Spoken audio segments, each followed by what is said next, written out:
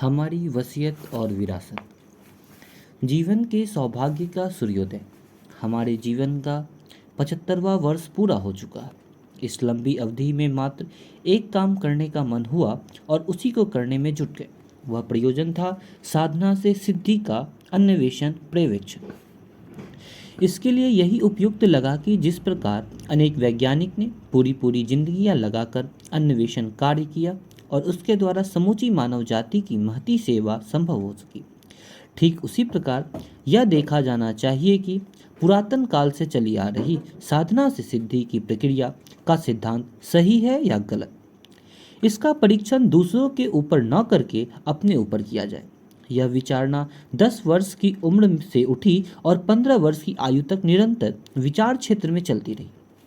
इसी बीच अन्यायन घटना कर्मों का परिचय देना हो तो इतना ही बताया जा सकता है कि हमारे पिताजी अपने सहपाठी महामना मालवीय जी के पास हमारा उपनयन संस्कार कराने लाए। उसी को गायत्री दीक्षा कहा गया। ग्राम के स्कूल में प्राइमरी पाठशाला तक की पढ़ाई की। पिताजी ने ही लघु कौमुदी सिद्धांत के आधार पर संस्कृत व्याकरण पढ़ा दिया। वे श्रीमद् भागवत की कथाएं कहने राजा महाराजाओं के यहाँ जाया करते थे। मुझे भी साथ ले जाते थे। इस प्रकार भागवत का आधोपांत वृतांत याद हो गया। इसी बीच विवाह भी हो गया। पत्नी अनुशासन प्रिय, परिश्रमी, सेवाभावी और हमारे निर्धारणों से सहयोगिनी थी। बस समझना चाहिए कि 15 वर्ष समाप्त हुए। संध्या वंदन हमारा नियमित कर्म था। मालवीय जी ने गायत्री मंत्र की विधिवत दीक्षा दी थी और कहा था कि यह ब्राह्मणों की कामधेनु है। इसे बिना नागा किए जपते रहना। 5 माला अनिवार्य, अधिक जितनी हो जाए उतनी उत्तम। उसी आदेश को मैंने गांठ बांध लिया और उसी कर्म को अनवरत चलाता रहा। भगवान की अनुकंपा ही कह सकते हैं कि जो अनायास ही हमारे ऊपर 15 वर्ष की उम्र में बरसी और वैसा ही सुयोग बनता चला गया जो हमारे लिए विधि द्वारा पूर्व से ही नियोजित था। हमारे बचपन में सोचे गए संकल्प को प्रयास के रूप में परिणत होने से सुयोग मिल गया। 15 वर्ष की आयु थी। प्रातः की उपासना चल रही थी। वसंत का पर्व का दिन था। उसी दिन ब्रह्म मुहूर्त के कोठरी में ही सामने प्रकाश पुंज के दर्शन हुए। आंखों में मल कर देखा कि कहीं कोई भ्रम तो नहीं है। प्रकाश प्रत्यक्ष था। सोचा कोई भूत प्रेत या देव दानव का विग्रह तो नहीं है। ध्यान से देखने पर भी वैसा कुछ लगा नहीं। विस्मय भी हो रहा था और डर भी लग रहा था। स्तब्ध था। प्रकाश के मध्य में एक योगी का सूक्ष्म शरीर उभरा। सूक्ष्म इसलिए कि छवि तो दिख पड़ी, पर वह प्रकाश पुंज के मध्य अधर में लटकी हुई थी। यह कौन है? आश्चर्य। उस छवि ने बोलना प्रारंभ किया। वह कहा, हम तुम्हारे साथ कई जन्मों से जुड़े हैं, मार्गदर्शन करते आ रहे हैं। अब तुम्हारा बचपन छूटते ही आवश्यक मार्गदर्शन करने आए हैं। संभवतः तुम्हें पूर्व जन्मों की स्मृति नहीं है। इसी से भय और आश्चर्य हो रहा है। पिछले जन्मों का विवरण देखो और अपना संदेह निवारण करो। उनकी अनुकंपा हुई और योग निद्रा जैसी झपकी आने लगी। बैठा रहा, पर स्थिति ऐसी हो गई मानो मैं निंदाग्रस्त हूँ। तंद्रा सी आने लगी। योग निद्रा कैसी होती है इसका अनुभव मैंने जीवन में पहली बार किया। ऐसी स्थिति को ही जागृत समाधि भी कहते हैं। इस स्थिति में डुबकी लगाते ही एक एक करके मुझे अपने पिछले कई जन्मों का दृश्य क्रमशः ऐसा दृष्टिगोचर होने लगा मानो वह कोई स्वप्न न होकर प्रत्यक्ष घटनाक्रम ही हो। कई जन्मों की कई फिल्में आंखों के सामने से गुजर गई। आज याद आता है कि जिस सिद्ध पुरुष अंशधर ने हमारी 15 वर्ष की आयु में घर पधार कर पूजा की कोठरी में प्रकाश रूप में दर्शन दिया था, उनका दर्शन करते ही मन तत्काल अनेक प्रश्न सहसा उठ खड़े हुए थे। सद्गुरुओं की तलाश में आमतौर से जिज्ञासुगण मारे मारे फिरते हैं। जिस तिस से पूछते हैं, कोई कामना होती है तो उसकी पूर्ति के वरदान मांगते हैं, पर अपने साथ जो घटित हो रहा था वह उसके सर्वथा विपरीत था। महामना मालवीय जी से गायत्री मंत्र की दीक्षा पाप ने 8 वर्ष की आयु में ही दिलवा दी थी। उसी को प्राण दीक्षा बताया गया था। गुरु वरण होने की बात भी वहीं समाप्त हो गई थी और किसी गुरु प्राप्त होने की कभी कल्पना भी नहीं उठी। फिर अनायास ही वह लाभ कैसे मिला जिसका संबंध में अनेक किंवदंतियां सुनकर हमें भी आश्चर्यचकित होना पड़ा है। शिष्य गुरुओं की खोज में रहते हैं, मनुहार करते हैं। कभी उनकी अनुकंपा भेंट दर्शन हो जाए तो अपने को धन्य मानते हैं। उनसे कुछ प्राप्त करने की आकांक्षा रखते हैं। फिर क्या कारण है कि मुझे अनायास ही ऐसे सिद्ध पुरुष का अनुग्रह प्राप्त हुआ? यह कोई छद्म तो नहीं। अदृश्य में प्रकटीकरण की बात भूत प्रेत से संबंधित सुनी जाती है और उनसे भेंट होना किसी अशुभ अनिष्ट का निमित्त कारण माना जाता है। दर्शन होने के उपरांत मन में यही संकल्प उठने लगे, संदेह उठा, किसी विपत्ति में फंसने जैसा कोई अशुभ तो पीछे नहीं पड़ा। मेरे इस असमंजस को उन्होंने जाना, रुष्ट नहीं हुए, वरन वस्तु स्थिति को जानने के उपरांत किसी निष्कर्ष पहुंचने के बाद कदम उठाने की बात उन्हें पसंद आई। यह बात उनकी प्रसन्न मुख मृदा को देखने से स्पष्ट झलकती थी।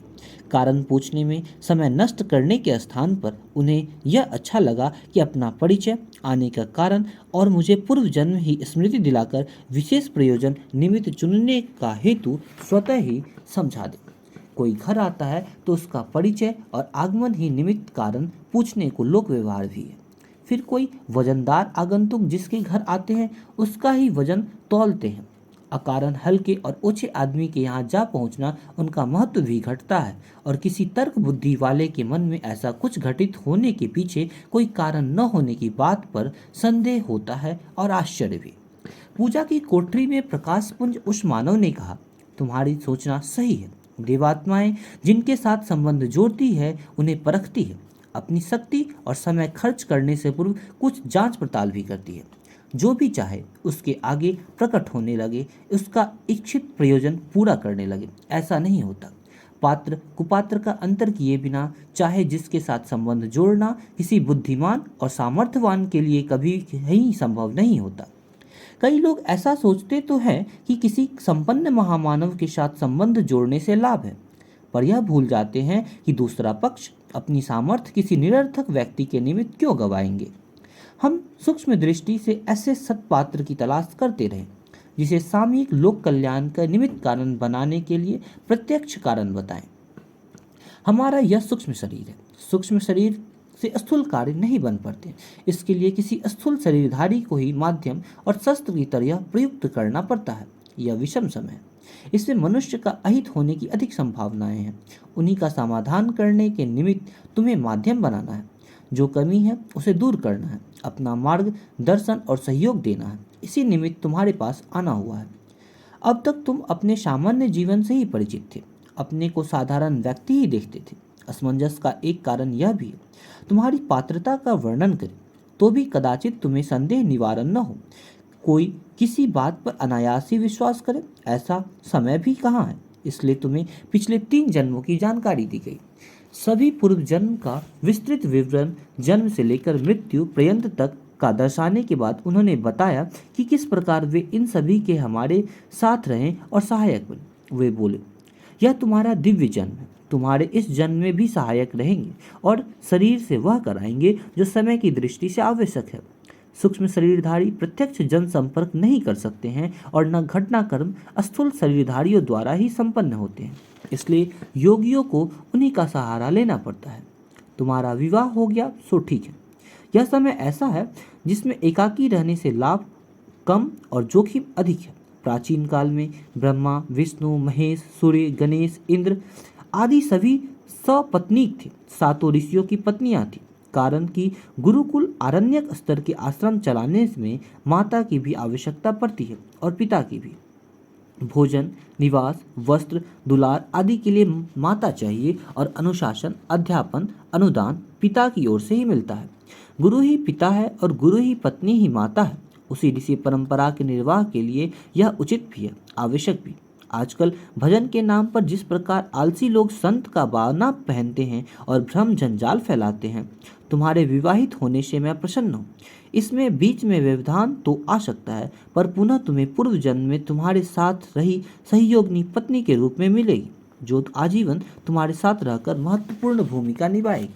पिछले 2 जन्मों से तुम्हें सपत्नीक रहना पड़ा है। यह सोचना कि इससे कार्य में बाधा पड़ेगी, वस्तुतः इससे आज परिस्थितियों में सुविधा ही रहेगी और युग परिवर्तन के प्रयोजन में भी सहायता मिलेगी। वह पावन दिन वसंत पर्व का दिन था। प्रातः ब्रह्म मुहूर्त था। नित्य की तरह संध्या वंदन का नियम निर्वाह चल रहा था। प्रकाश पुंज के रूप में देवात्मा का दिव्य दर्शन उस कौतूहल से मन में उठी जिज्ञासा और उसके समाधान का यह उपक्रम चल रहा था। नया भाव जगा उस प्रकाश पुंज से घनिष्ठ आत्मीयता का, उनकी महानता, अनुकंपा और साथ ही अपनी कृतज्ञता का। इस स्थिति ने मन का कायाकल्प कर दिया था। कल तक जो परिवार अपना लगता था वह पराया होने लगा, और जो प्रकाशपुंज अभी अभी सामने आया था वह प्रतीत होने लगा कि मानो यही हमारी आत्मा है। इसी के साथ हमारा भूतकाल बंधा हुआ था, और अब जितने दिन जीना है वह अधिक अवधि भी इसी के साथ जुड़ी रहेगी। अपनी ओर से कुछ कहना नहीं, कुछ चाहना नहीं, किंतु दूसरों का जो आदेश हो उसे प्राणपण से पालन करना, इसी का नाम समर्पण है।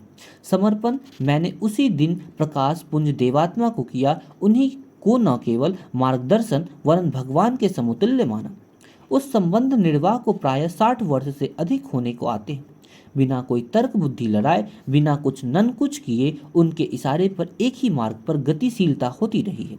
संभव है या नहीं, अपने बूते यह हो सकेगा कि नहीं, इसका परिणाम क्या होंगे, इन प्रश्नों में से एक भी प्रश्न आज तक मन में नहीं उठा। उसी दिन मैंने एक और नई बात समझी कि सिद्ध पुरुष की अनुकंपा मात्र लोकहित के लिए, सत्प्रवृत्ति संवर्धन के निमित्त होती है। उनका न कोई सगा संबंधी होता है और न उदासीन विरोधी। किसी को ख्याति, संपदा या कृति दिलाने के लिए उनकी कृपा नहीं बरसती। विराट ब्रह्म विश्व मानव ही उनका आराध्य होता है। उसी के निमित्त अपने स्वजनों को वे लगाते हैं। अपनी इस नवोदित मान्यता के पीछे रामकृष्ण, विवेकानंद का सामर्थ्य, रामदास, शिवाजी का, चाणक्य, चंद्रगुप्त का, गांधी, विनोबा का, बुद्ध, अशोक का गुरु शिष्य संबंध स्मरण हो आया, जिनकी आत्मीयता में ऐसा कुछ न हो। सिद्ध चमत्कार, कौतुक, कौतूहल दिखाने या सिखाने का क्रियाकलाप चलता रहा हो। समझना चाहिए कि वहाँ गुरु और शिष्य का क्षुद्र प्रवृत्ति है और जादूगर बाजीगर जैसा कोई खेल खिलवाड़ चल रहा है। गंध बाबा चाहे जिसे सुगंधित फूल सुंघा देते हैं। बाग बाबा अपनी कुटी में बाघ को बुलाकर बिठा लेते हैं। समाधि बाबा कई दिन तक जमीन में गड़े रहते हैं। सिद्ध बाबा आगंतुकों को मनोकामना पूरी करते हैं। ऐसी ऐसी जनश्रुतियाँ भी दिमाग में घूम गई और समझ में आया कि यदि इन घटनाओं के पीछे मेमोरिज्म स्तर की जादूगरी है तो महान कैसे हो सकते हैं। ठंडे प्रदेश में गुफा में रहना जैसी घटनाएं भी कौतूहल वर्धक ही है। जो काम साधारण आदमी न कर सके उसे कोई एक करामात की तरह कर दिखाए तो इसमें कहने भर की सिद्धाई है। मौन साधना, मौन रहना, हाथ पर रख कर भोजन करना, एक हाथ ऊपर रखना, झूले पर पड़े पड़े समय गुजारना जैसे असाधारण कर्तव्य दिखाने वाले बाजीगर सिद्ध हो सकते हैं। पर यदि कोई वास्तविक सिद्ध या शिष्य होगा तो उसे पुरातन काल के लोक मंगल के लिए जीवन उत्सर्ग करने वाले ऋषियों के राजमार्ग पर चलना पड़ा होगा। आधुनिक काल में भी विवेकानंद, दयानंद, कबीर, चैतन्य, समर्थ की तरह उसी मार्ग पर चलना पड़ा होगा। भगवान अपना नाम जपने मात्र से प्रसन्न नहीं होते, न उन्हें पूजा प्रसाद आदि की आवश्यकता है जो उनके इस विश्व उद्यान को सुरम्य सुविकसित करने में लगते हैं। उन्हीं का नाम जप सार्थक है। यह विचार मैंने मन में उसी वसंत पर्व के दिन दिन भर उठते रहे, क्योंकि उन्होंने स्पष्ट कहा था कि पात्रता में जो कमी है उसे पूरा करने के साथ साथ लोक मंगल का कार्य भी साथ साथ करना है। एक के बाद दूसरा नहीं, दोनों साथ साथ 24 वर्ष पालन करने योग्य नियम बताएं। साथ ही स्वतंत्रता संग्राम में एक सच्चे स्वयंसेवक की तरह काम करते रहने के लिए कहा। उस दिन उन्होंने हमारा समूचा जीवन क्रम किस प्रकार चलना चाहिए इसका स्वरूप एवं पूरा विवरण बताया ही नहीं, स्वयं लगाम हाथ में लेकर चलाया भी नहीं, हर प्रयास को सफल भी बनाया।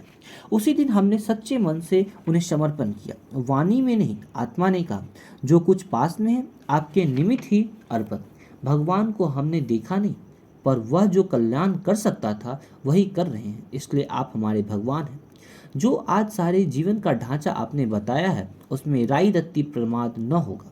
उस दिन उन्होंने भावी जीवन संबंधी थोड़ी सी बातें विस्तार से समझाई। गायत्री महाशक्ति के 24 वर्ष की 24 महापुरुष चरण, अखंड दीप घृत दीप की स्थापना 24 वर्ष में, एवं उसके बाद समय समय पर क्रमबद्ध मार्गदर्शन के लिए 4 बार हिमालय अपने स्थान पर बुलाना, प्रायः 6 माह से 1 वर्ष तक अपनी समीपवर्ती क्षेत्र में ठहराना। इस संदर्भ में और भी विस्तृत विवरण उनको बताना था, सो बता दी। विज्ञ पाठकों को इतनी ही जानकारी पर्याप्त है। जितना ऊपर उल्लेख है। उनके बताए निर्देशानुसार सारे काम जीवन भर चले गए और वे उपलब्धियां हस्तगत होती रहीं, जिन्होंने आज हमें वर्तमान स्थिति में ला बिठाता है। गायत्री परिवार, शांतिकुंज, हरिद्वार।